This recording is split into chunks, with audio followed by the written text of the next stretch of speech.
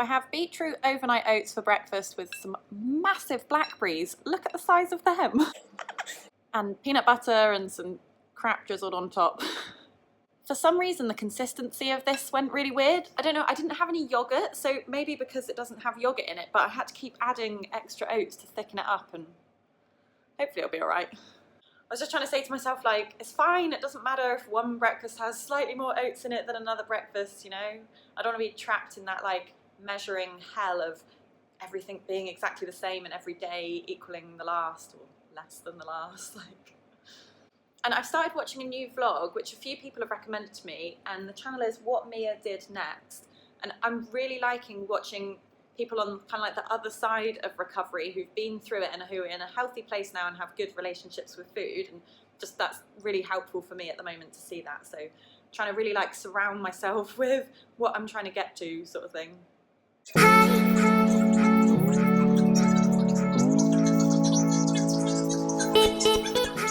The only thing with overnight oats is the peanut butter doesn't stay melted. Why am I having such an issue this morning with stuff needing to be perfect? So annoying. Food shouldn't have this kind of power. Like, it shouldn't be make or break for my day if my breakfast is slightly different to what I expected, or my peanut butter is not as melted as I'd like.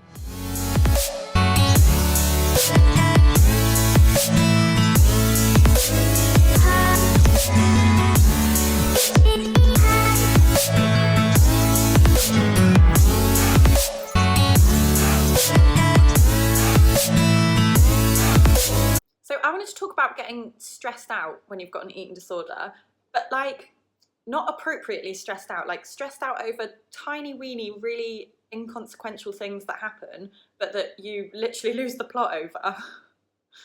And it can happen to me literally out the blue. Like, I'll be going to work and thinking I'm fine, and then when I get there, I realise I've forgotten my laptop charger or something, and it's like the worst thing that's ever happened in my life, and I'm like really frustrated, and way more than is appropriate for what's actually happened.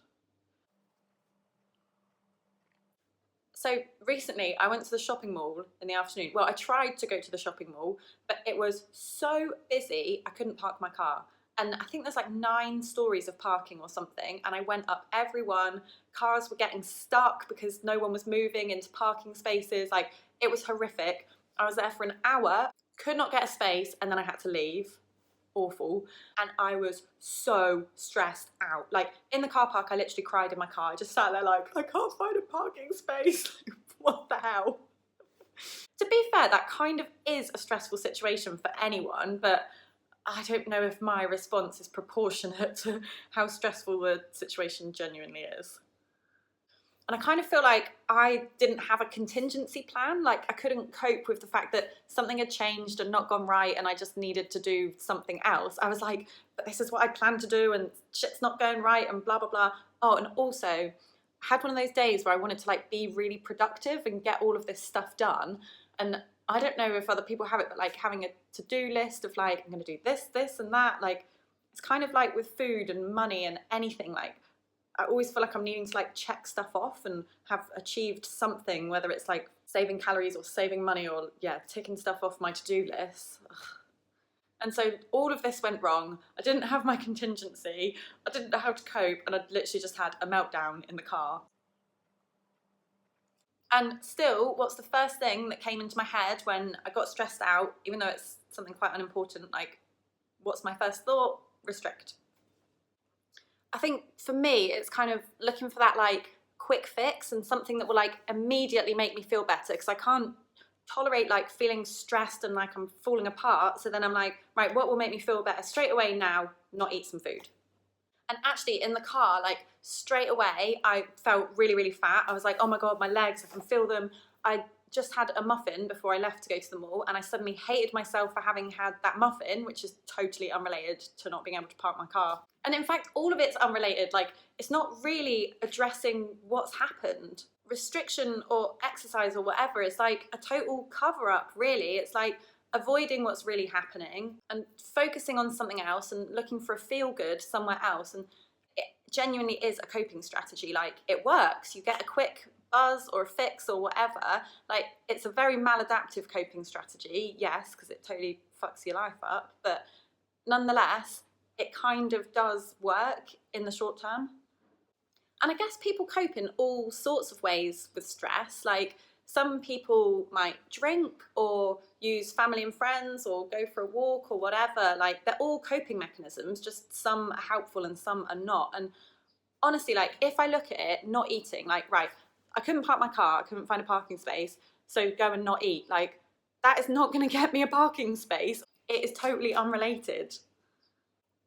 And I think this issue of like coping with stress and emotions is quite common in eating disorders. And my psychologist has taught me some really good things about it. So again, I wanted to share some of the awesome stuff she's taught me. So I'm just going to go make another cup of tea and then I'll talk about what she's taught me.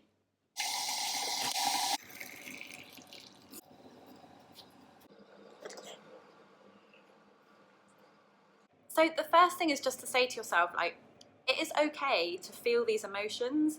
Like we can tolerate feeling stressed, sad, lonely, I don't know, embarrassed. We don't need to like fix them straight away or look for that quick getaway. Like we can tolerate them and they will just pass. And then like in the meantime, I can distract myself and try to do other things like, well, when I eventually did get home, and then I came home and watched First Dates, which is like my favourite TV programme. I absolutely love it. And it just always puts me in like a nice mood. Like it's just such a lovely programme. So I came home and watched that to try and like calm down and whatever. And to be honest, it wasn't perfect. Like distractions and other techniques maybe aren't as effective as your immediate, like, but I could do this now, I could do restriction or exercise or whatever, and I'd feel good straight away. Like, no, I find healthy distractions definitely aren't as effective in that like immediate release from stress or sadness or whatever. But then like that's okay. I get her point of like I can just feel stressed. Like nothing bad is going to happen if I feel a bit stressed for a day or lonely or sad or whatever. And then when it has passed, I then haven't messed my head up further by like practicing eating disorder behaviours, and then I can just get on with my life. Whereas if I've turned to my quick immediate fix of my eating disorder, as long as I'm practicing that, like I'm going to have a life with an eating disorder because I was trying to cope with an hour where I didn't want to sit and be stressed. And then she also says that rather than trying to like escape from my emotions or numb them or avoid them or whatever, actually like stop and listen to them and learn from them. Like what are they trying to tell me? Because an emotion's like a message, really. It's trying to say like, I'm stressed out, I need to do less or whatever. Which all makes sense, but if you've spent so long just avoiding and turning to your own little world of rules and restrictions and quick fixes, like it is actually really difficult to stop and listen to what's really going on and address it at the cause and not turn away to your own little world to cope. And then you kind of get into like problem solving so that you're really addressing the real cause and not using your little escape runaway thing. So when I was trying to park my car, I guess in a way I did problem solve because I left. I was like, right, I'm not going to get a space. This is ridiculous. I'm just going to leave. But thinking about maybe a bigger life example, like say you're not happy with your university course, don't restrict your food. That's not going to cope with it. It's not going to change the course that you're doing or make you any happier with your course. So like, what's the real problem? What can you actually do? I think basically the point is to like change what you can so that you're addressing the problem and doing as much as you possibly can to cope with what's really happening in your life. And then the bits you can't change, you kind of just have to accept and then tolerate. So say with this course, you're like financially tied in or you've been doing it too long, you can't change now or something like that. Like you've done your best to try and change it, but if you really can't, then accept it and maybe look at other areas of your life, like join a club or something so that you're not miserable in this course. But then also it's okay to not be perfectly happy with something and not to have that immediate like, oh, well, I don't like my course, so I'll go and restrict my food. Like, no, maybe you just spend 1 year of your life where you're not perfectly happy with what you're doing, and then next year when you do have the ability to change it, then you can like think about doing something else. And this like blew my mind, if I'm honest, to think like, oh, I can actually just be a bit unhappy for a bit and it won't last forever and that's okay. Like starving myself is not going to fix it. Worrying and hating that it is what it is not going to fix it. Like, yeah. My psychologist actually used this a lot for me with like learning to cope with my body weight and accept the weight that my body is supposed to be. So I personally think that every body has its own natural set point, and that's not determined by a BMI chart. That's like your body's healthy place. And I think I'm learning over the years that my healthy set point is not a BMI 18 or 19 or even probably 20, which I would love it to be. I'd friggin' love to naturally fall at the low end of healthy, but I don't. When I try and hold my BMI down at those numbers, I have like constant thoughts of food. I need to restrict and hold myself back from eating, because if I ate as my body was telling me to eat, it would make me gain weight until it was at its healthy point again. So anyway, she talks to me about like radical acceptance around this. Like, I can hate it all that I want, or I can try and control it all that I want, but it's not going to change the fact that my body does not naturally fall at BMI 18 or 19. And she taught me this a couple of years ago when I did allow my body to go to its healthy place, and it was just so helpful and freeing for me to think like, I have spent years hating my body for not being naturally skinny, or forcing it to be naturally skinny to try and like override my body basically and say to it like, I don't care what your healthy weight is, I want you to be BMI 18, 19. And it didn't work. Like, it totally messed up my head, messed up my life, disordered my eating and relationships and thinking and freaking everything, to be honest. And it's still so hard. Like, I feel like now I'm really battling with trying to accept this, that like my body is not supposed to be whatever low end of healthy BMI, and just trying to accept like, if I want to live a free life and not have shitty thoughts of food all the time, like I do have to let my BMI go up and my body be the size it wants to be. But yeah, I guess accept. You don't have to love, you can just try and accept. Ugh.